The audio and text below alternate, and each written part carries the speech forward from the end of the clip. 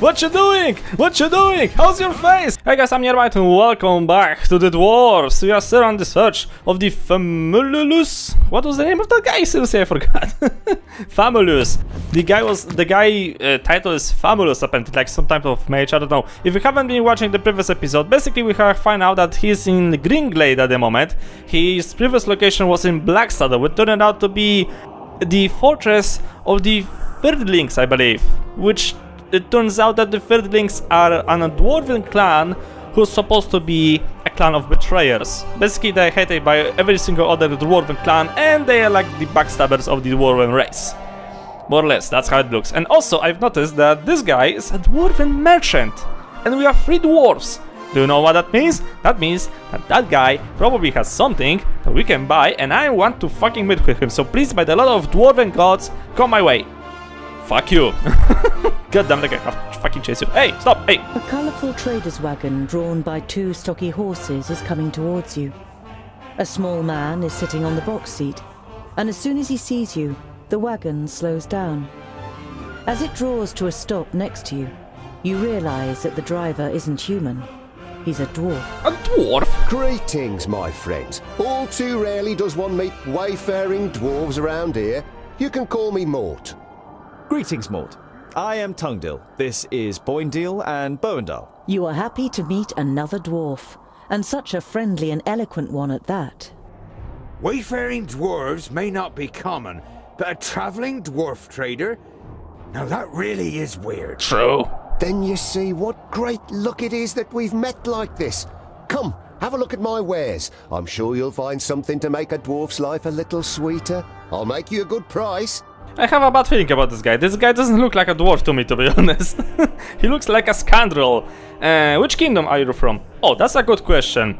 If the guy is actually from a dwarven kingdom, we are traveling with 2 dwarven veterans, okay? We're like the senders of the king, High King himself. They have to know a thing or two about other dwarven kingdoms, so... Mort, I hope you don't mind me asking, but which kingdom are you from? The dwarf's clothes seem more like those of humans, and he isn't bearing any coat of arms. My kingdom? Is that important? I'm my own kingdom. I go where I please and enjoy the fresh air and the sun on me skin.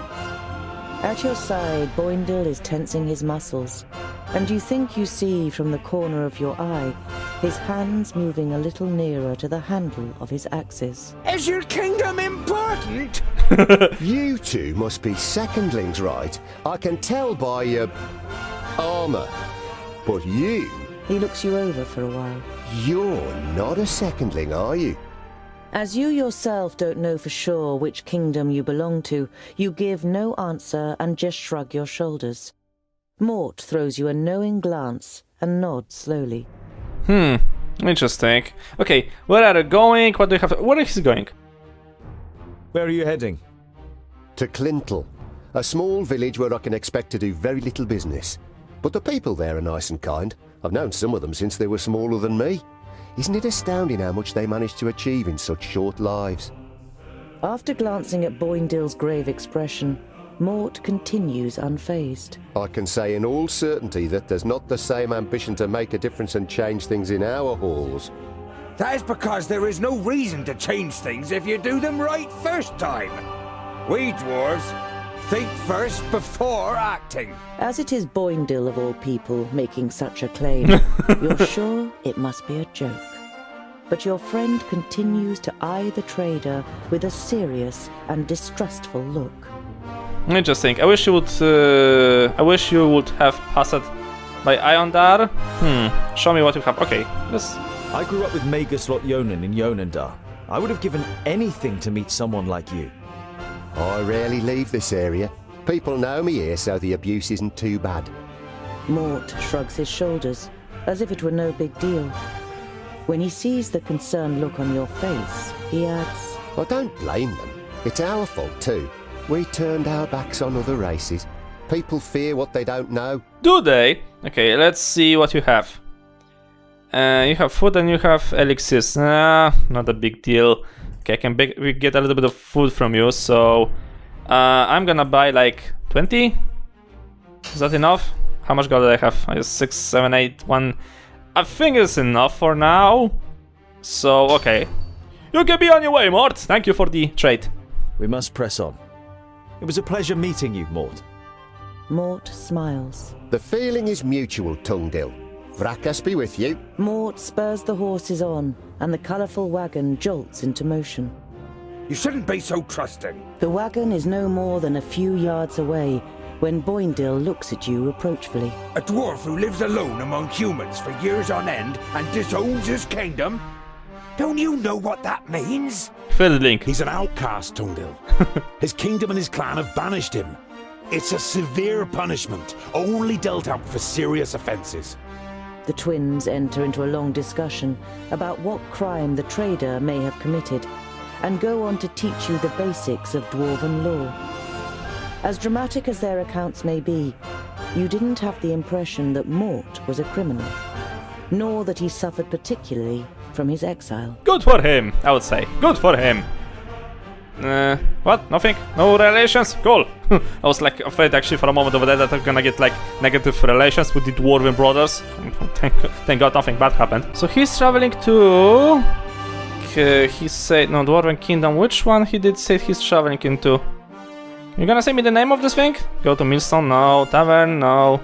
Doesn't give me the name of the nearby towns. Okay, we're gonna continue our travel towards this location. I think he's going like towards those two towns. Not giving a two shits about that thing. You arrive at a small, bustling village. One thing is clearly missing from the lively scene: the sound of metal on metal from the village smithy that would normally be heard above everything else at this time of day. Oh no. A dour, grim-looking man is sitting in front of the forge with his right arm in a sling. His expression brightens as he sees you, and he jumps to his feet. Dear dwarves, could I interest you in helping me in my workshop for a day? Oh. The man's expression is somewhere between desperation and hope. As you don't answer immediately, he continues. You will, of course, be royally rewarded for your work. I can offer you 100 gold pieces. Only? Don't you know how greedy a dwarf is? What happened to arm? Alright, then we'll help you. I'll help you, but only for better pay. I'm sorry, we don't have time for that. What happened to your arm? What happened to your arm? A stupid accident. A box of blanks fell down. I was trying to catch it. It will heal, fortunately, but I won't be able to wield my hammer for a while. Oh. You must have quite a backlog of work. You nod sympathetically. You always felt bad if you were ill or couldn't work in the forge for some reason or other. Loads. But if what I hear about the metalworking skills of the dwarves is true, it will be easy for you to manage it in a day. True, we are the Dwarven dwarves. Well, actually, I am an unknown dwarf on an unknown kingdom, but those two fuckers, oh man, trust them, they are fucking heavy lifters. Alright, we'll help you. Should we request more payment for this, maybe? Any miny mo, I don't know. But since the greed of the dwarf is legendary, I'm assumed that the blacksmith is aware of this. Pay me better.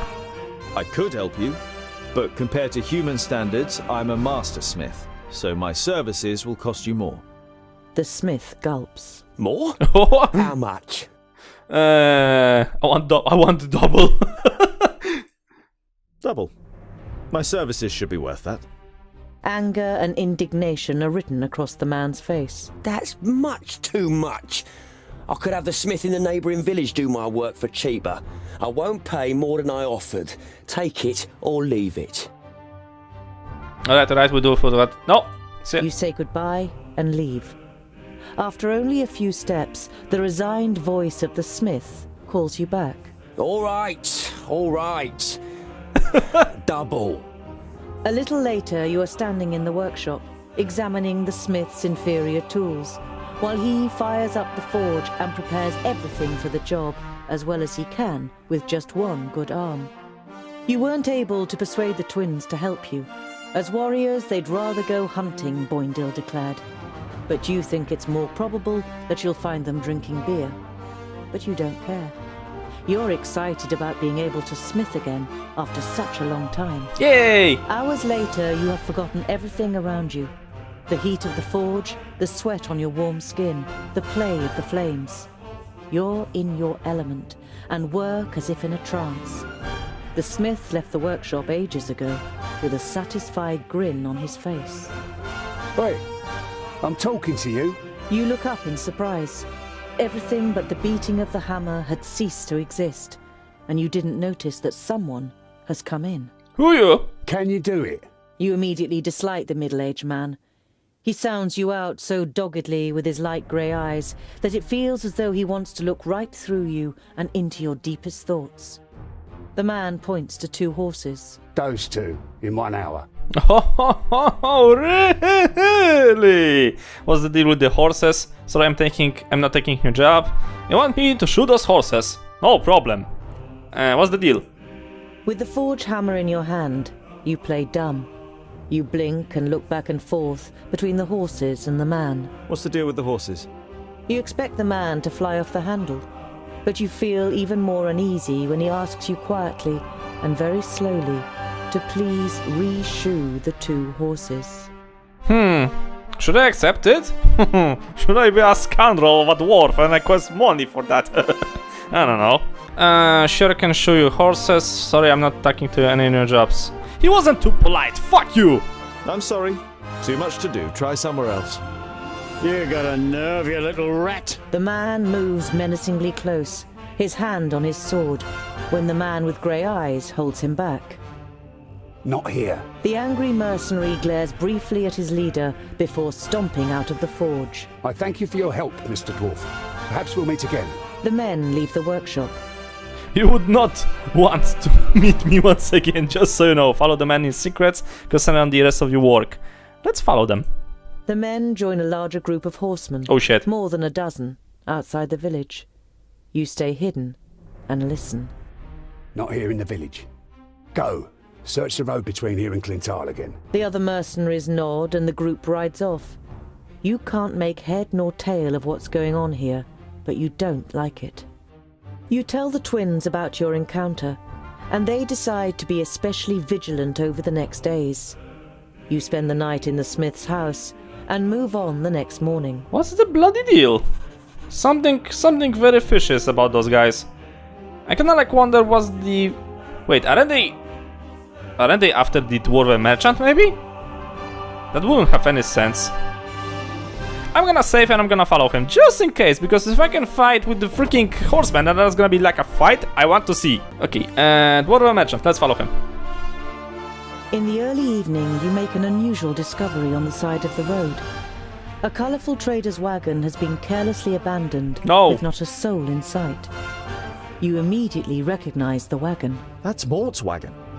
I don't like the look of this one bit, Boindil. You take a look around there, I'll stay on this side. Tungdil, you check the surrounding area, and be careful. You fuckers attacked the fucking quad of a lonely dwarf! Oh, now I am fucking pissed. View your surrounding, examine the wagon, search for tracks, surroundings. You scan the road and the woods on both sides. Apart from the twins who are fighting their way through the undergrowth within earshot, you can't hear or see anyone. Okay, examine the wagon. The wagon itself isn't damaged, nor is the drawbar. But the belts and leashes that normally hold the draft animals have been cut clean through. Wait, 2 horses. Did the fuckers took the horses from the dwarf and like went to the village for me to like shoot them? Search for the tracks on the ground. You can see a lot of tracks in the mud around the wagon. Hoof prints and footprints from humans in heavy boots. Mercenaries. At least half a dozen long ones must have approached the wagon from the woods on both sides. Those are the guys that we have met at the blacksmith. The dwindling daylight provides little light inside the wagon. It smells of leather, spices, and candles. And there's another smell in the air, which you can't quite place. It reminds you of your forge in Lot Yonan's vaults, but different. It is messy, but no more so than you would expect from a single dwarf. The bed is rumpled, and there are tools and leftover materials piled up on the little workbench. There are several cupboards hanging on the right-hand wall. At the end of the wagon, there's a large wardrobe, and next to the door on the left, is a heavy wooden chest with rusty metal hinges. That's a fucking luxurious wagon, if I can be honest over here. It sounded like the fucking house on wheels, not just a like simple wagon. Examine the... Okay, let's examine everything in order, so... The smaller cupboards are piled high with a multitude of tins and boxes, all filled with odds and ends that the trader offered for sale to customers on his trips. Nothing of real interest. Okay, keep searching. Wardrobe. You reach for the knob of the wardrobe, and then stop. The rug in front of the wardrobe squelches as you step on it, as if you had stepped in a puddle. You try to work out what has soaked the rug, when suddenly the door of the wardrobe springs open and something bounces into you. You take a step back, and the realization of what hit you makes you take two more. Lying on the floor in front of you is the body of a dwarf, headless. No! The head has been cut clean from the neck, but the dwarf's clothes leave you in no doubt that this is Mort, the trader. You take a couple of deep breaths. Mort! Why? Examine the corpse. His head has been cut off cleanly, probably with a sharp blade. A quick glance in the wardrobe confirms what you already suspect. The dwarf's head is nowhere to be seen. In the chest. It's gonna be in the chest. As you try to lift the lid of the chest, you realize that the lock has been broken out of the wood. You open the lid and look inside. Amongst clothes and some empty boxes, you find a loot case and a beautiful loot of the kind that humans build, as well as a bag of bread and cured meat. Take the loot, take the food with you. Take the loot? You take the loot. You can't play, but an instrument like this is worth good gold. Take the food? You take the bread and the cured meat. The extra provisions should keep you going for a few days. Leave the wagon. Tell the twins that you have found. You give a short, sharp whistle, and the twins come running at the double. You tell them what you found. A group of horsemen with heavy boots has been here. I found Mort in the wagon, beheaded. I have a hunch that the mercenaries from Fallow Rock have something to do with this. Wretched dwarf killers! You can tell that Boindil wants revenge and can understand his feelings well. Yeah! You wrap the body in linen, dig a hole in the woods, and place the body in it. You lay a couple of his tools and other personal belongings you found in the wagon next to him. You wish there was more you could do for him. You continue on your journey in gloomy spirits. Now that's fucking personal. And there's one thing I hate more than orcs. It's dwarf killers. Fuck faces. Oh, just to fucking wait. I have the stupid feeling that I'm gonna find them over here. Oh, you better be ready for a rumbling, brothers. We're coming for you. On my way. Okay, I've had a stupid feeling I'm gonna meet the fucking dwarves mercenaries over here. You come across an orchard next to a farmstead and surrounded by several fields of wheat. You don't see anyone working in the fields, but there's a young man lying under an apple tree. He has his legs crossed and a straw hat is covering his face. That's the man about the mercenaries. Oh yeah! Excuse me, but we're looking for a group of mercenaries. Have they passed by here? The young man is startled. He must have nodded off. He looks around anxiously. When he sees you, the fear disappears from his face and is replaced by curiosity. It seems to you that the man is sizing you up. And if I answer, what's in it for me? If you don't answer, that is gonna be less tooth for you, let me just tell you that. You hold on your legs, that doesn't sound too bad, does it? We could ask the farmer owner if you prefer. 50 gold pieces perhaps, how about that? I'm not in the mood of fucking paying you. If you can't help us, we'd be happy to ask the owner of the farmstead. We'll just tell him that the man sleeping in the shade of the orchard sent us.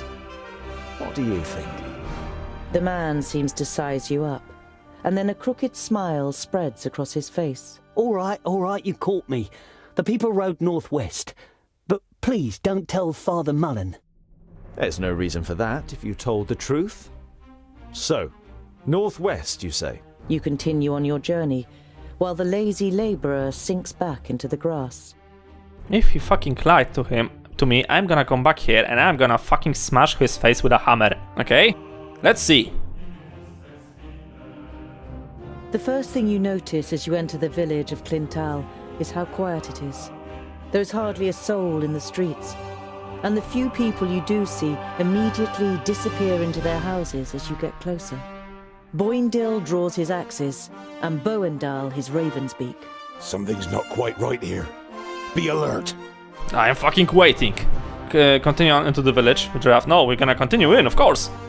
You walk on until you reach the village square.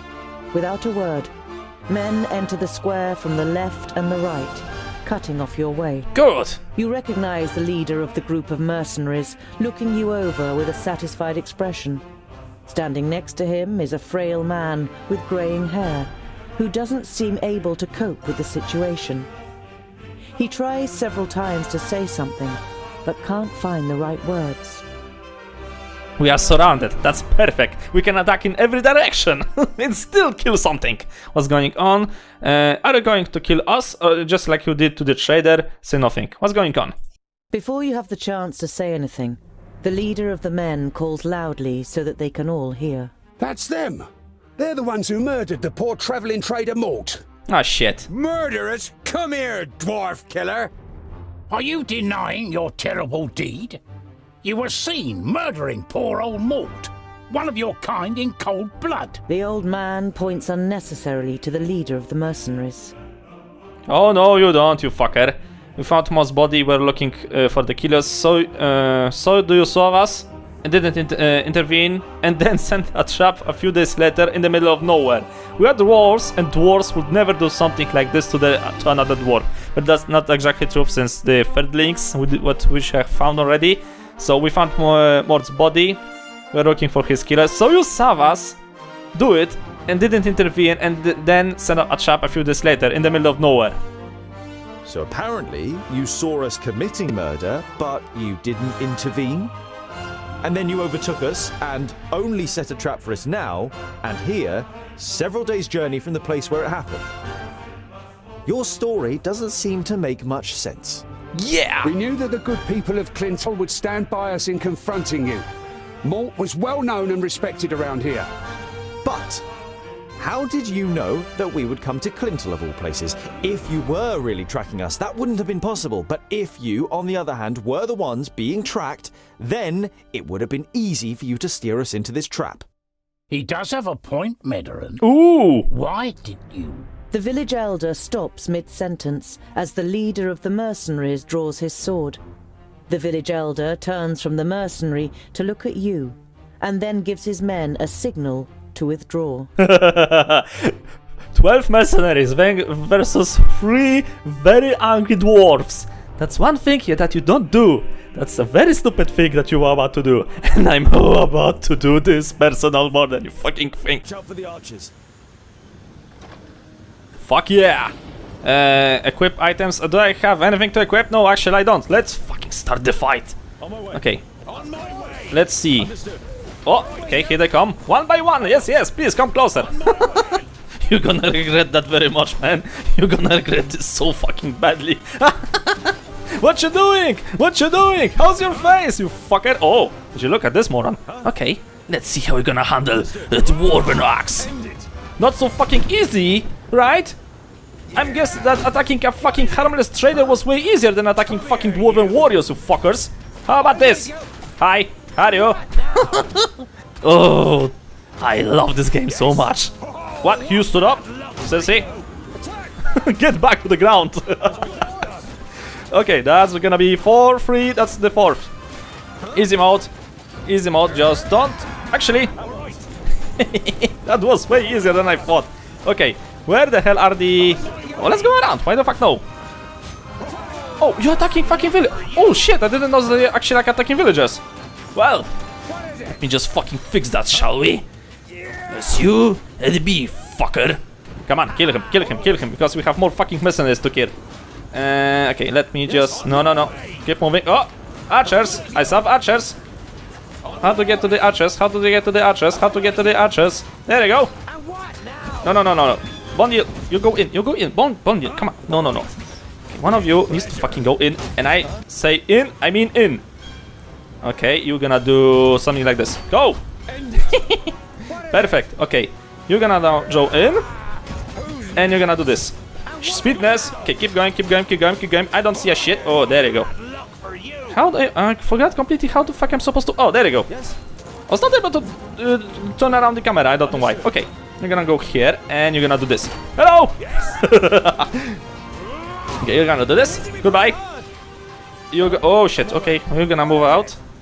You're gonna kill this, you're gonna kill this. And Tandil, you're gonna have to go out. Excuse me, coming through. Dwarf moving on her way. Okay. Let's see. You're gonna do Berserk, and you're gonna do finishing move. Good night. Shit. Fuck, fuck, fuck, fuck, fuck, fuck, fuck. This is healing. Simple gas extra action. No. I don't need extra action. I need fucking healing. That's what I need. What the fuck are he's doing? What he's doing? Hello? Man, what you doing? Why are you still doing Berserk mode? Oh shit, he went into Berserk mode. Oops. Oops. Okay, that was close. Okay, three more to go. That was fucking close. Okay, where are the remaining 3 fucking merchants? Where are you, suckers? There they are. Okay, no, Bundle. What the fuck are you doing? 1 and 3. Okay, so you're gonna do Berserk. Have fun. And now this guy gonna come in, and you're gonna do this. Do it, and now this guy, when he's gonna come in, you're gonna fucking do fucking massacre on this fucker. Good night. Fuckface. Okay, go Berserker. Okay, you're gonna do this. Yes. You gonna do this. Good night. Wow! Right in your face. Okay, finish them off. We really don't have to deal with those fuckers that much. So finish them off. I just killed his brother. Whoops! By mistake, Bundle! I smacked his face with a hammer. Whoops! Just as the fight ended. That wasn't the smartest of my ideas, though. But it was still funny. The last of the mercenaries falls to the ground, but Boindil is still in the frenzy of battle.